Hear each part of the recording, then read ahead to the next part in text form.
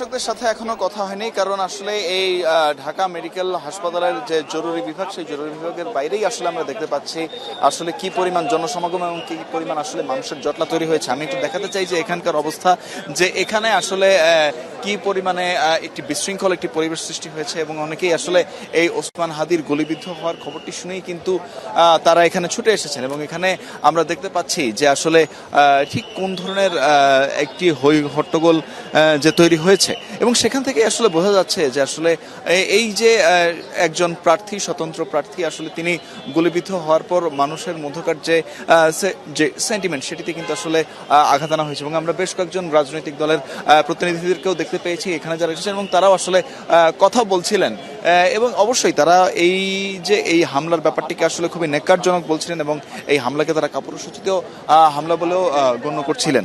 সেটি আমরা দেখতে পেয়েছি মানুষজনের মধ্যকার যে প্রতিক্রিয়া, সেই প্রতিক্রিয়ার মধ্যে। এবং এই যে প্রতিক্রিয়াটি কিন্তু এখান থেকেই কিন্তু আসলে যে ওসমান হাদি, আমরা দেখেছি যে আসলে জুলাই গণ অভ্যুত্থানের পর তার যে ভূমিকা এবং তার যে জনপ্রিয়তা, সেটির আসলে ঠিক কী ধরনের প্রভাব ফেলেছে সেটি কিন্তু আমরা দেখেছি। এবং আমরা এখন একজনের বক্তব্য নিতে চাচ্ছি। আমরা একটু বক্তব্য নেওয়ার চেষ্টা করব, একজনের দেখার চেষ্টা করব যে আসলে ঠিক কি হচ্ছে না হচ্ছে। কারণ এখানে আমরা দেখতে পেয়েছি যে আসলে বেশ উত্তেজিত ভাবে কথা বলছেন অনেকেই, যে আসলে এরা আসলে কারা, সেটি আসলে আমরা একটু দেখতে চাই যে কারা কথা। আমি যে জায়গায় যাবো 50 জন আমার লোক আইবো, তো করে কেউ লাগবো না। আমার ভাই এত সাহসী, আমার ভাই জানের মায়া নাই। উনি তো বলে গেছে যে এক দেশে এক ওসমান হাদি আছে, আরো আইবো। আমার ঘরে মারলে কিছু হইব না, কিন্তু আমাকে বাড়ি মারবো কি লেগা? সত্য কথা বলা কি দোষ? সত্য কথা বলা কি দোষ? তোরা বল, সত্য কথা বলা কি দোষ? তাহলে ভাইরে মারে কেমনে?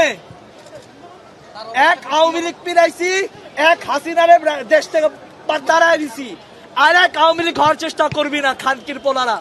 আর এক আওয়ামী লীগ হওয়ার চেষ্টা করবি, মাদার চত্বর সপ্তাহে ধৈরা একেবারে রাজপথে ফাঁসি দিব শুয়োরের বাচ্চারা।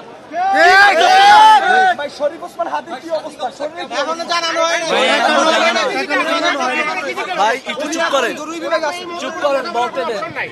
বলতে দেন। আমার ভাইরে এখানে গুলি করছে, ভাইরে মাথায় গুলি করার কথা।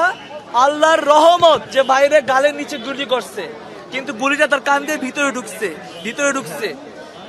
ভাইয়ের জন্য বি নেগেটিভ রক্ত লাগার পরে বন্দুকটা আমার দিকে তাকলো যে আমি একজন কেন দৌড়ে গেলাম, এবং আমার ফোনটাও একজনে পালিয়ে দিয়েছে যেন আমি ভিডিও না করতে পারি।